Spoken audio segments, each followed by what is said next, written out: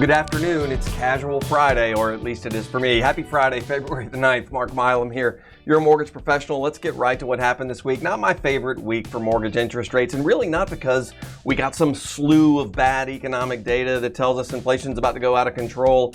But really, mortgage interest rates worsened across the board, anywhere from 1/8 to 1/4 of a point from where we started the week. And this is all coming essentially because of some comments made by the Federal Reserve Chairman on 60 Minutes last Sunday night. It's also coming from several Fed speakers across the week who have essentially echoed what the Federal Reserve Chairman stated, which is, we're not ready to cut rates yet. We don't know when we're going to be ready to cut rates, but it's going to be a lot later from now, and we think the economy is resilient enough to take it, so we're going to take our sweet time, and I hope you guys all enjoy it. That's kind of what happened. We even had some bond auctions this week that went really, really well, and normally you would think that mortgage-backed securities would improve on that news, but we didn't get that. And even today, we got a revision to the inflation number from December that states inflation wasn't even as high as we reported in December. It was actually lower than that, and still mortgage-backed securities didn't respond positively on the news. I'll take you quickly here to mortgage-backed securities the past 5 business days. These red days are not good days. These are the days they're selling off. Interest rates are going up. No real economic news behind this, candidly. It's just overall sentiment put out by our Federal Reserve. Here's the headline stating that inflation in December was actually even lower than initially reported by the government. The market sort of shrugged that off.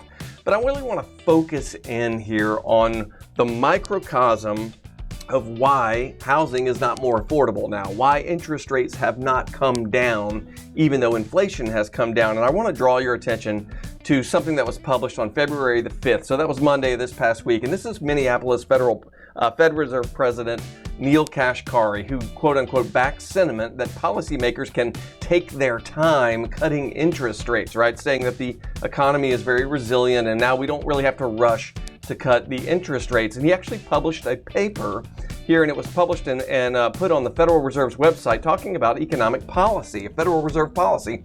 And they say, yes, it's tightened a lot, but how tight is it really? This is Neel Kashkari, who published this on Monday of this week. And I'm going to scroll down the page. He's got lots of formulas and graphs and charts in here, which is perfectly fine. But this is what I want to draw your attention to. And this is why I think that our Federal Reserve is so out of touch as it pertains to residential housing, because they make statements like the one I'm getting ready to show you here, and that pushes the market into negative territory, which just forces more upward pressure on interest rates, which just worsens affordability. So let me show you what Neel Kashkari had to say. He says, quote, "To assess if monetary policy is tight, I start by looking at what are traditionally the most interest rate sensitive sectors of the economy for signs of weakness," right? So if you're tightening monetary policy, you would expect interest rate sensitive sectors to show signs of weakness. And he says, I'm going to start with housing. That's a great place to start. Let's start with housing. And he says, quote, "While home sales are down relative to pre-pandemic periods," hang on one second here. Home sales just aren't down relative to pre-pandemic periods. Home sales are down relative to any period in the United States ever. Home sales, especially existing home sales, are approaching all-time lows. So they are down, okay. Overall residential investment was flat in real terms in 2023. I'm not sure what the point is there. Construction employment has not fallen during our tightening cycle and instead continues to climb to all-time highs. Whoa, whoa, whoa, whoa, whoa. Let's stop for just a second. Because if we're talking about existing home sales as compared to new construction, we may as well be talking about toaster ovens as compared to giraffes. These two things are not equal or correlated right now in the market.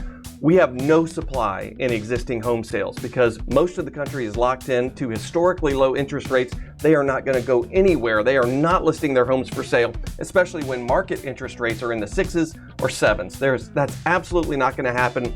Existing home sales have been in a deep freeze for the past 19 months. Housing for existing home sales, which represents over 95% of all home sales in the United States, is in a deep recession, if not a depression. New construction, which Kashkari is focusing on, is booming. Of course it's booming.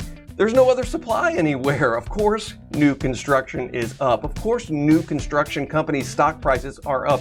It's the only place to go for supply, and there's still not enough of it. So to draw some kind of conclusion that housing is just fine because new construction is doing fine, that's like taking someone who's been in a car wreck and walking up to them and saying, "You don't appear to have a sore throat. you must be doing just fine. You're completely ignoring the larger body of work here that's happening in residential housing. And let me show you how I know this. I'm going to finish out his quote here. While home price growth has slowed, prices have not fallen. You know why they haven't fallen? Because there's no homes out there and are quite high by historical measures. Yep, there's the whole supply-demand thing. Thank you, Neil. Contributing to record household wealth. Let's pause right here for a second. Yeah, it's record household wealth, but it's illiquid wealth. It's not like wealth that you can go out and leverage. The money's tied up in historically low interest rates. You can't really access it unless you want to take out a home equity line of credit at prime, which is 8.5% on a variable rate. When our Federal Reserve says, you know what, we may not be cutting rates anytime soon. Not exactly household wealth that can be leveraged for anything. Even the stock prices of home builders are near all-time highs. Of course they're near all-time highs. They're the only ones with any supply. Let's talk about the health of the housing market, since Kashkari brought up whether policy is tight or not. And I'm going to turn your attention to mortgage applications. Mortgage applications are a good barometer of what kind of activity is happening, especially in existing housing. And this is the shaded area that we want to focus on. The yellow line here are interest rates.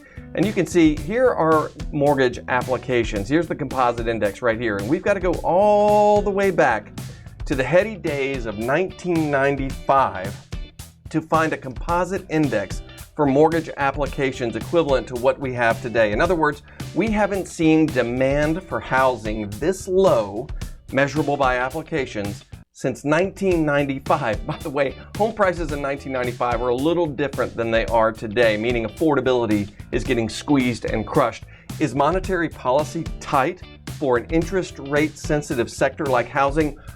You bet it is. It's historically tight. Let me turn your attention to one more thing and then I'll leave you be for the weekend. This is housing affordability as measured by those same home builders that he was just touting as doing so well. Their stock prices are so high and they've made so much money and their employment is so high. This is the National Association of Home Builders, which published this article yesterday, February the 8th. And they talk about home ownership affordability. And according to the National Association of Home Builders Index, just 37.7% of new and existing homes sold between October and the end of December were affordable to families earning the U.S. median income of $96,300. That is not good. When only 37% of the people who want to buy your product can actually afford it, that's not a sign of a healthy housing market. Is economic policy restrictive? Is economic policy too tight? You bet it is. It is 100% too tight. Inflation is coming down. It's been coming down. It was just revised lower. Just because we have a strong labor market doesn't mean that economic policy is not tight. Ask anyone in residential housing. If I can be of any service to you over the weekend, don't hesitate to reach out. Mark.Milam at HighlandMTG.com. Have a good weekend.